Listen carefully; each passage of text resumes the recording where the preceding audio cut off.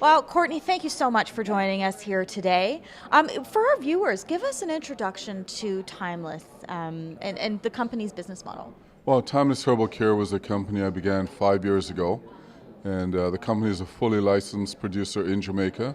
We're growing, cultivating, and we're extracting. Our business model is really about extracted oil and looking at the tremendous opportunity of the volume of plant material in Jamaica. How do we turn that into value-added oil that we'll be able to provide either in bulk to licensed producers here in Canada or other parts of the world, while simultaneously we're doing some research on clinical trials to be able to bring value-added, targeted products to the market as well.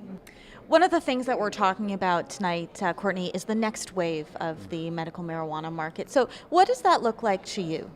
It's so interesting because when I started in this industry, I'm a lawyer by background, legal and regulatory, and I had no idea that one day I would actually be able to produce a product that relieves someone's pain. And so when you look at the medical evidence in terms of cannabidol's ability to reduce pain, I mean, that's just been, that to me is the future that we think is going to happen, and Timeless has just created a major focus on addressing that issue of reduction of pain and opiate usage. And finally, Courtney, what do you have a message? What would you like our international viewers to know about Jamaica's role in the cannabis industry, and perhaps the linkage with Canada?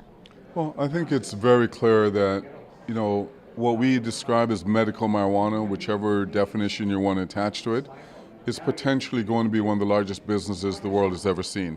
And also seeing the government, it's been very interesting for me how they've changed from the concept of smoking to now developing medical. And I think the more companies can look at that aspect of it, of providing a product that reduces pain, reduces opiate dependency, whether locally or internationally, I think it's going to be a great opportunity. Well, Minister Shaw, what would you like the international community, when we look at the burgeoning cannabis sector worldwide, what would you like the international community to know about Jamaica?